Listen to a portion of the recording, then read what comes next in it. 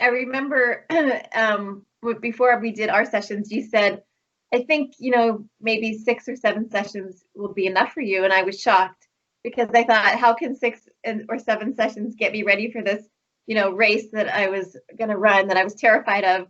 But it actually was very effective in just 6 sessions. So that's amazing.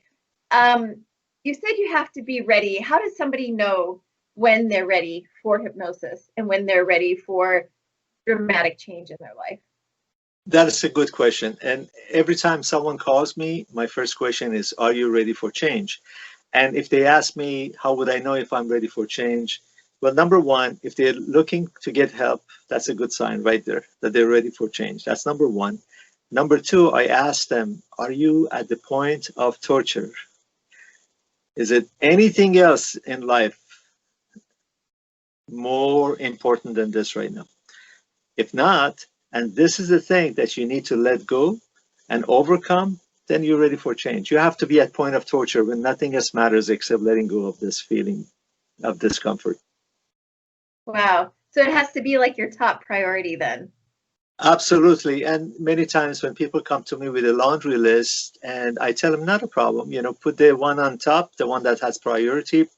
And the interesting thing is, once you work on one or maybe possibly two issues, everything else kind of falls into place, because most issues are disguised and you don't know that it's actually only one thing is really bugging you all these years. Once you take care of that main priority, you see a lot of those things just disappear. And we don't make you forget your issues that you had that bothered you before. All we're doing is help you make a change, and the change is permanent when you want to be permanent. Wow. So I think there seems to be renewed interest in hypnotherapy in recent years. I know there's a lot of interest in Marissa Peer, who's a British hypnotherapist. And I watch her videos a lot. I really like her. I want to know how you personally got involved in hypnotherapy. Thank you. Thanks for asking me that. Actually, my dad was a psychiatrist, and he had an encounter with a hypnotherapist early on in his life. And at that time, he realized all those years he had gone to medical school and learned psychotherapy, and he learned how to do talk therapy to people to make a change in their lives, which is okay. That's some people, that's all they need is talk therapy. He found out it takes a lot longer through regular therapy, psychotherapy, to make a change in people. So he trained me when I was 9 years old. So you can imagine I was 9 years old and I'm practicing on my friends. So it kind of looked cute for others looking at us as, oh yeah, go to sleep, go deeper. And that's how I got involved. He trained me, and then he also trained me in different things like Gestalt therapy that actually later on I came across of too. So like two people put each themselves in somebody else's shoe. They have a conversation going on. They do it in regular talk therapy too. In hypnosis, we can do the same thing too. We can ask a person to be the other person and then talk to each other. Because let me give you an example.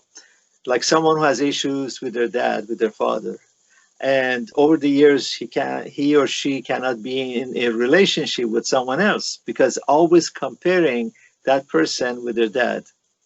And even though that person is not the same, but that issue is still there because every time you get involved with someone else, you're thinking about the dad. Even though consciously you're not thinking about it, subconsciously you are. So you can do that in hypnosis, and that become very powerful because you actually talk in place of that person, and then you decide to make a change right there. And sometimes people get really amazed how they can make a change like that, even though they always knew the source of their issues all their lives. Wow, that's incredible. What is it about putting ourselves in the position of the other person that makes us want to evolve or change or see things differently? Sure, that is a great question. We want to let go of our issues. We don't want to suffer. That's true for all humans. So even though in their mind or in reality, that person may never change. If that person is still alive in that in the client's life, that person may not even be alive. But even if they're alive, they want that person to apologize to them. They want that person to tell them, I'm really sorry. I didn't mean to do it. This is all I knew. I couldn't do any more. So in hypnosis, you're given that chance that you can put yourself in that place, in the place of that person, and do the talk. Do the talk. Talk in front of yourself. Talk to that person in your mind, and say the things that you wanted to hear all your life. So That sounds so powerful. Yeah. it is amazing. It's amazing. Never